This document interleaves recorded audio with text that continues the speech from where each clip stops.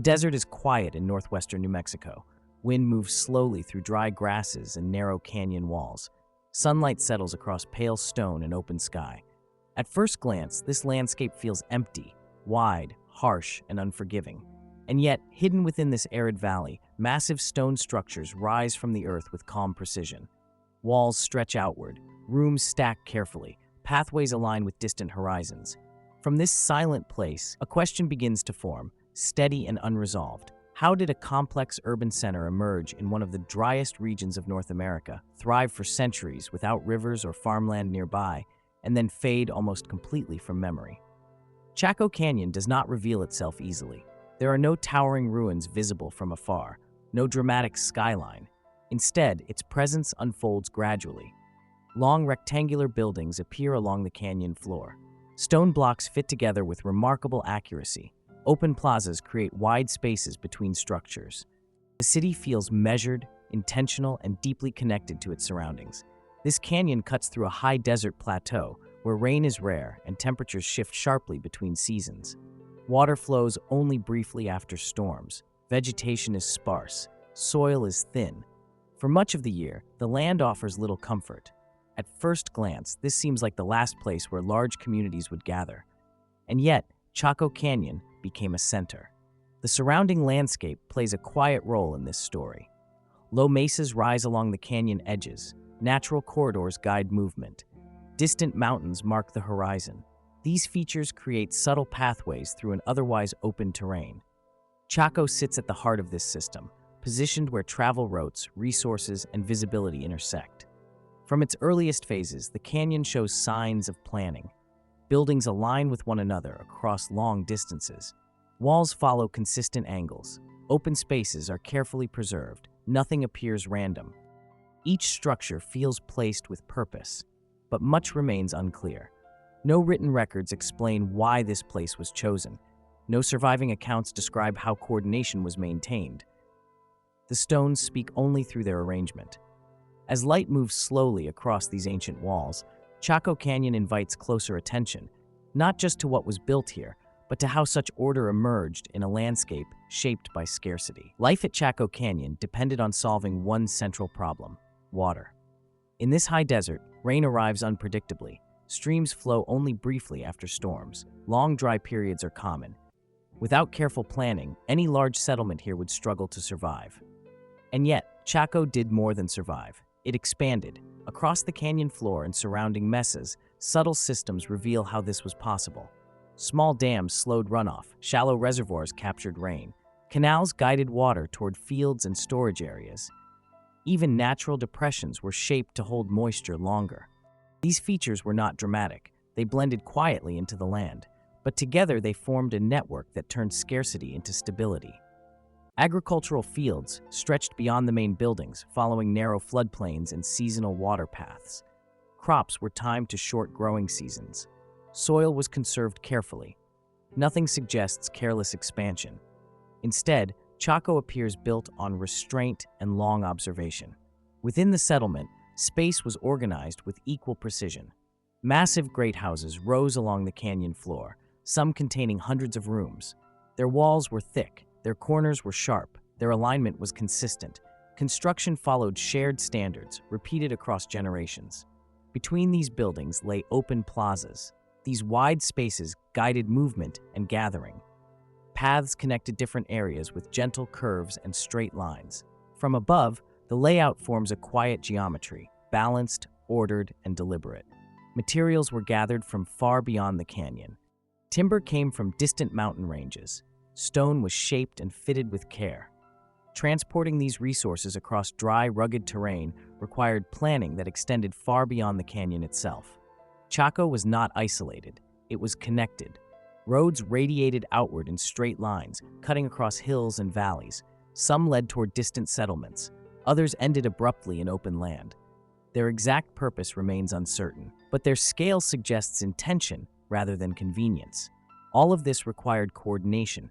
Reservoirs needed clearing, fields needed care, walls needed repair, roads needed maintenance. Without constant participation, the system would weaken quickly. That it did not, for centuries, raises a deeper question. What held this fragile balance together for so long?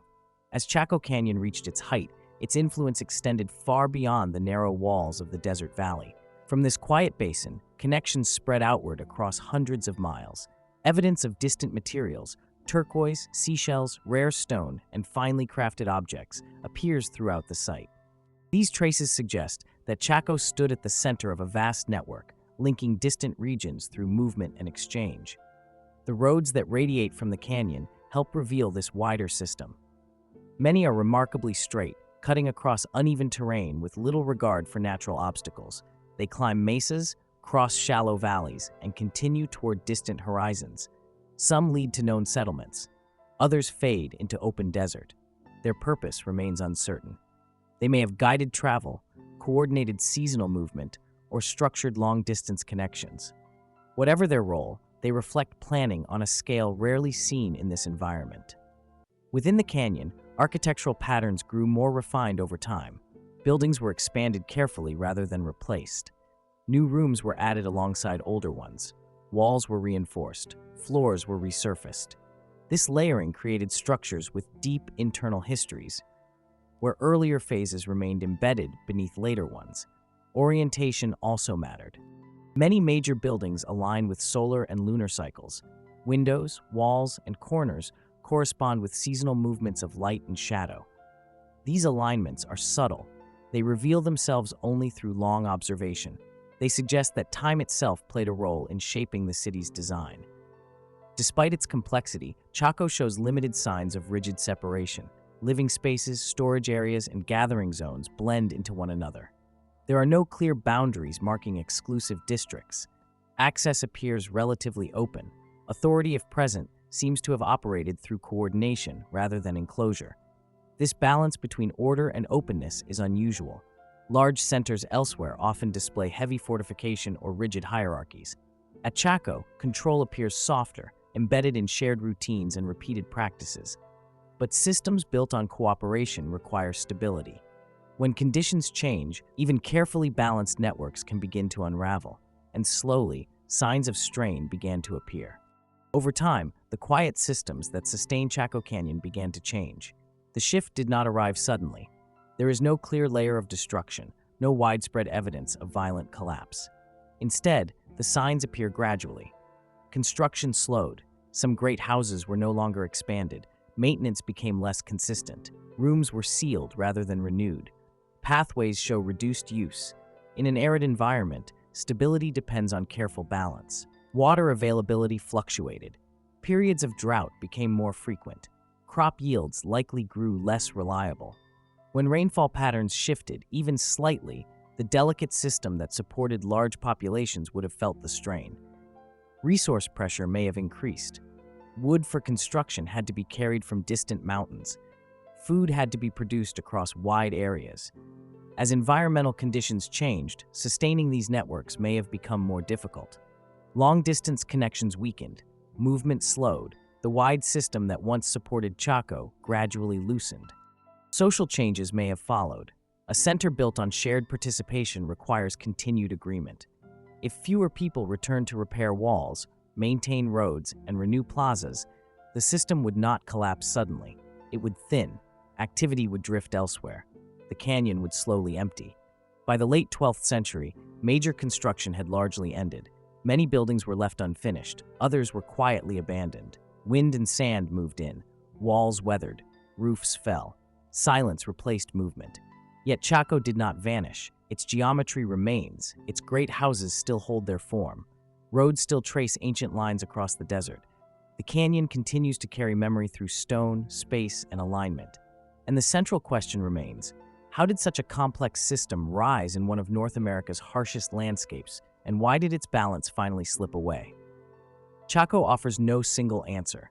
It suggests that cooperation, planning, and patience once shaped this place, and that when those qualities faded, the city gently returned to the desert.